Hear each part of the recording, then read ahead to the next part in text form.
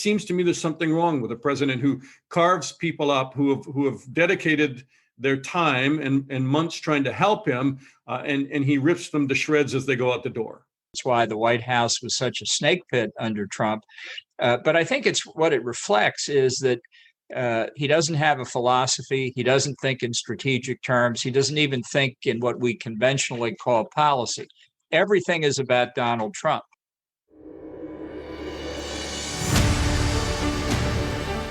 Hi, everyone, and welcome to Backstory. I'm Dana Lewis in London.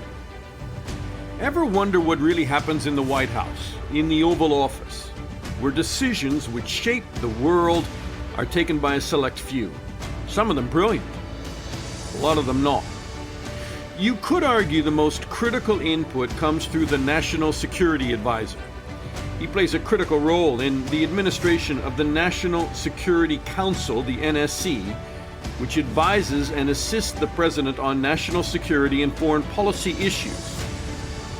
President Trump knows something about business, commercial real estate, and serving his self-interests. He's famous for that. But on the world stage, he needed John Bolton to tell him what was at stake with Iran, China, Russia, Afghanistan, to name a few. Trump probably didn't learn much. He never seemed to have a clear philosophical belief in the world and America's role in it, unlike many presidents before him. But his former national security advisor sure did and does. And he's written a book called The Room Where It Happened, a White House memoir. This week, John Bolton on Backstory talks to me about Trump and his character, democracy, and foreign policy challenges waiting for incoming President-elect Joe Biden. All right, joining me now from Washington, Ambassador John Bolton. He's the former National Security Advisor for President Trump. Hi, John. Hi, glad to be with you. Thanks for having me. I was listening to President Trump discussing you at a town hall meeting, and it was pretty insulting. You don't smile. By the way, you're smiling now.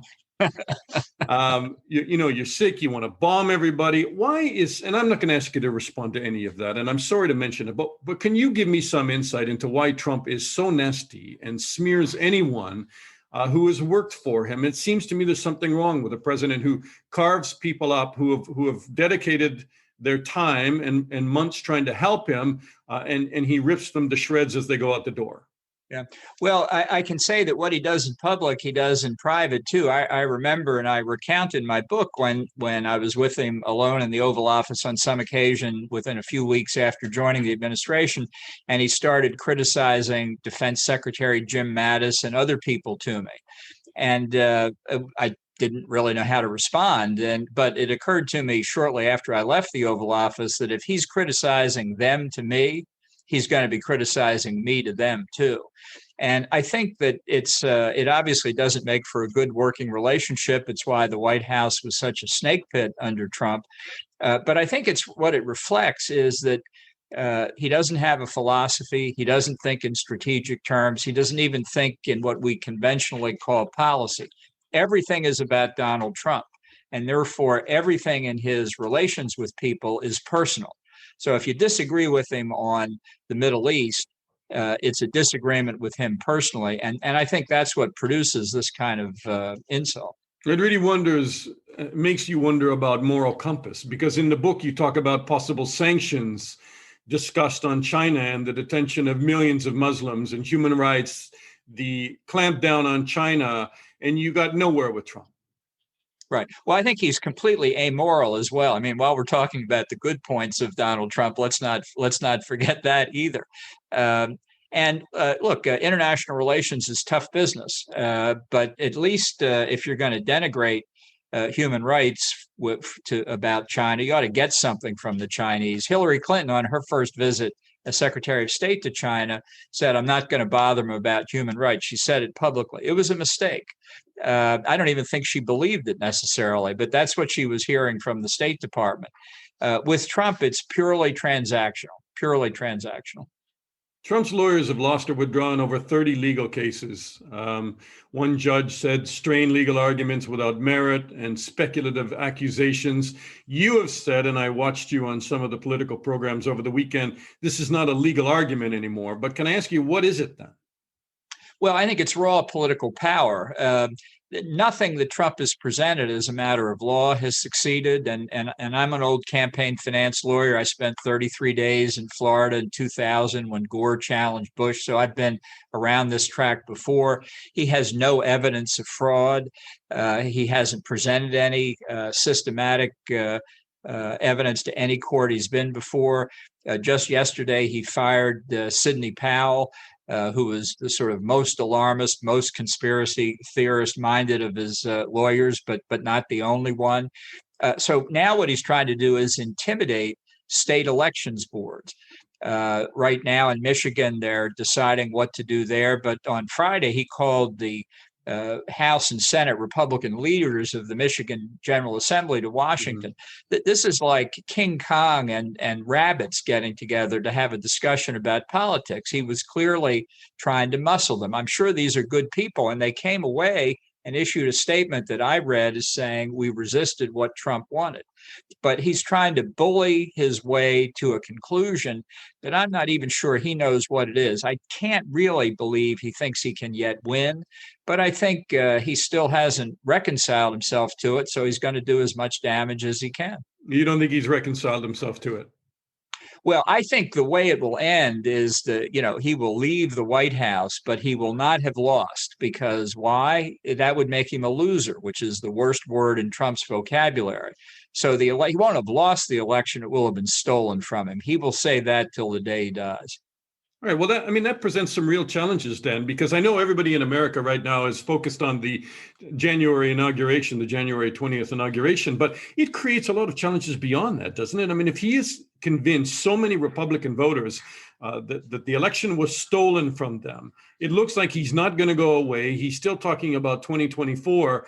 Will Biden be able to actually function very well if he's standing there sniping and blocking and constantly undermining the legitimacy of the commander-in-chief? I mean, I guess that happened to him, and we can talk about the grounds for that in another conversation when I have more time with you. But obviously, it's going to be tough on Biden. Trump is not going to suddenly disappear.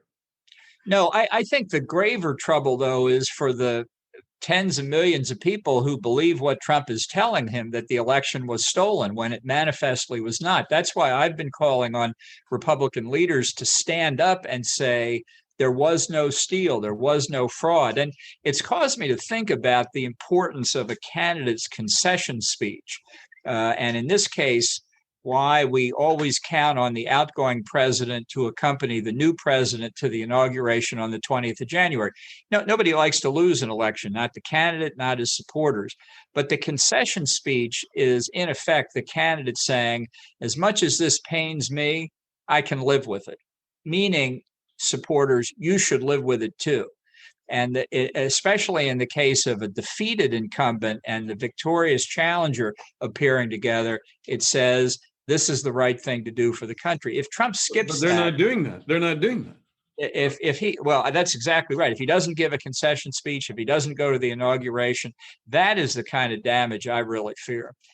But Republicans are not standing up. And I mean, you're starting to see some of the dominoes fall here. But in general, why have they not stood up? Is it because they don't want to bite the electorate, the voters who supported President Trump in this election, because they need them in the future? Or is it because they fear the presidency? Well, a lot of them fear a Twitter rant from the president. There's no doubt about it. And there's some argument that just let him go on, let him rave and rant for a while, he'll calm down and accept it. I can tell you from my own personal experience, I don't think that's going to happen. So what I and others have been saying is, for precisely those Trump supporters who listen to him and who believe the election has been stolen, they need to hear another narrative. They need to hear the truth from Republican leaders. And I'm not saying this to be virtuous. I'm saying it as a matter of cold, hard political reality for Republicans. This will hurt us in the future if we don't confront reality now. Well, I've spent a career, reporting in different places where elections are not free and they're not fair. And if you're able to convince voters in America that the election was stolen from them, I can't imagine what that means for the future of democracy there. Look, I really appreciate being able to talk to you, because there are a few people I know that know as much about the world as you do. And I want to ask you, Ambassador Bolton, first of all, about Iran. You dramatically made the point that the Iran deal was completely unenforceable, unverifiable. You know that Biden is going to re-sign the NPT, it looks like, the Non-Proliferation Treaty. Will Iran be able to make a bomb? Well, I think they've made a lot of progress toward it. And I think, honestly, one of the worst parts of the 2015 nuclear deal was we really could not verify exactly what their program was, despite the contentions of the supporters of the deal. We don't know whether they're leasing uranium enrichment capabilities under a mountain in North Korea, for example. I think, though, that Biden and his team will find it a lot more difficult to get back into that deal than they anticipate because of Iran's conduct, in part that was enabled by the $150 billion of assets that were turned over to Iran and the economic progress they made after the sanctions were lifted. Look, the geography of the Middle East has shifted. The United Arab Emirates and Bahrain have recognized Israel. The Prime Minister of Israel has just met with the Crown Prince of Saudi Arabia, and they are brought together by their fear of Iran, not just the nuclear weapons, but the support for terrorism. So the Middle East is a different place today, 5 years after the nuclear deal, and Biden's going to have to deal with that. You mentioned that we were unable to verify whether Iran was abiding by the Non-Proliferation Treaty. Let's talk about Russia. I mean, there is a START agreement that has been in place. It's been highly successful. It's verifiable. And you under President Trump wanted to back out of it, and you wanted to walk away from START. What was the wisdom in that? And you know that Biden will probably sign it the next day to try and extend it. Well, he would make a mistake if he extended it for the full 5 years to maintain. I mean, I'm just speaking of his position now. To maintain his negotiating leverage with the Russians, he only ought to extend it for 1 year. I was against New START in 2010 for several reasons. The first was it did not take into account tactical nuclear weapons, of which there are thousands. Right, which is a much graver problem for Europe than it is for us, number one. Number two, the treaty, even as written now, and the Russians concede this, does not adequately cover new technology like hypersonic cruise missiles, which are, in many respects, a graver threat than ballistic missiles. They're much harder to defend against, given the kind of trajectory they follow. And number three, and this really is a huge strategic question, by definition, New START doesn't cover China. Now, the Chinese say, oh, but our nuclear capability is so much smaller than Russia and the United States, we shouldn't be included, which is a way of saying, let us build up to have as many nuclear weapons as you have, and then we'll be happy to talk to you. That's not acceptable. Now, I'm not saying that. Well, you got to start somewhere, though, right? I mean, if you extend the START treaty and then you bring the numbers down, and we've come down from tens of thousands of weapons down to about 1,500 nuclear warheads per side. You bring them down a bit lower, and then China is brought into that agreement. But to abandon START, I mean, a lot of people will argue against that. But well, I wasn't saying we abandoned it. I just think this treaty is flawed.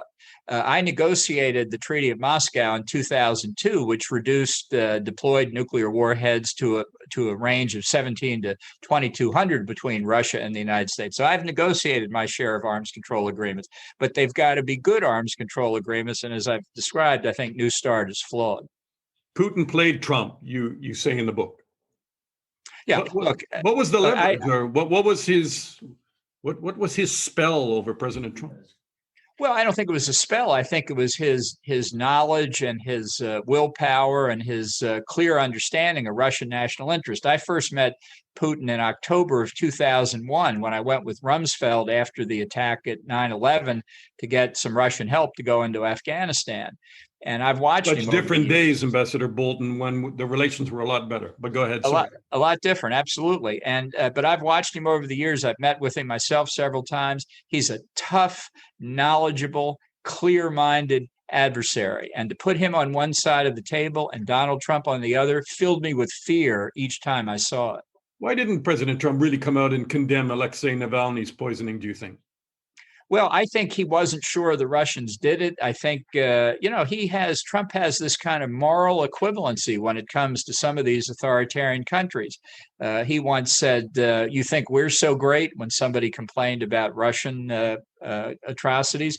And I just, it's a blind spot that he had that colored his relations with authoritarians like Xi Jinping, Kim Jong-un, not just Vladimir Putin.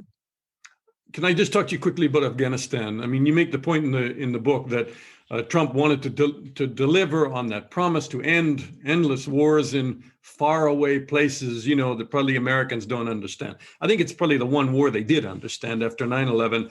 Al-Qaeda working with Taliban, Osama bin Laden was there. To simply withdraw now, after so much blood has been invested there, so much energy to stand up an Afghan government, while the Taliban still have links to Al-Qaeda, I'm answering my own question, and I apologize, where it's not condition-based, and to pull the last remaining 5,500 troops out of Afghanistan. Do you support that?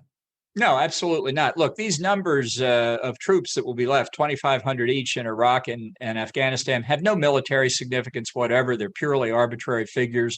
And it's just done for Trump to prove a point. I think properly explained to the American people, they will appreciate that keeping a presence in a place like Afghanistan to deal with terrorism, to watch the two nuclear powers on either side of Afghanistan, Iran on the west, Pakistan on the east, makes perfectly good sense. That we can have our troops deployed in a zone of danger far from America for a long time because it makes America safer. If you explain that to people, I believe they will accept it. The problem is not under Trump, and frankly, not under Obama, did they get that explanation. That's why we need new leaders who can explain why a strong American position in the world is necessary for our security at home. Last question to you. Is there a way back? I mean, watching all of this from Europe, I'm sure it's dizzying in America, but to even watch it from Europe and from afar, that the American democracy would get to the point where it is now, the delegitimization of the election by the president, is this the new normal, or is there a way back somehow from all of this? I definitely don't think it's the new normal. I think Trump is an aberration. He's an anomaly. He's caused significant damage to the country, internally and internationally. But I think it's fixable, and I think it's actually fixable fairly quickly. I voted against Trump. I didn't vote for Biden either, but I voted against the Republican nominee for president for the first time in my life because I feared that 8 years of Trump might make the damage irreparable. But I'm confident we can fix it, and I don't think anybody should draw large conclusions from 4 years of Donald Trump. I think he's totally sui generis. Ambassador John Bolton, great to talk to you, sir. Thanks so much for your insight. Thanks for having me. And that's our backstory on John Bolton's view in and out of the White House. Bolton will be forever criticized for not coming forward and testifying during the impeachment hearings against Trump. He thought the hearings were a partisan political exercise. Democrats argued the court fight to get Bolton to be a witness would be a waste of time. They said they needed to move forward with Trump's impeachment now because it dealt with foreign interference in the presidential election, and another election was less than a year away. They never subpoenaed John Bolton. He could have been called to testify at the trial in the Senate, but a Republican-controlled Senate knew Bolton would tie Trump to holding up Ukraine's military aid until the government in Kiev would do him a political favor by digging up dirt on Joe Biden and Hillary Clinton. And Bolton wrote just that in his book. Trump attempted to act against a foreign power for political gain, against the interests of America. Once again, the president acted in his own selfish interest. The country came last in Trump world. I'm Dana Lewis. Thanks for listening, and subscribe to our podcast, and I'll talk to you again soon.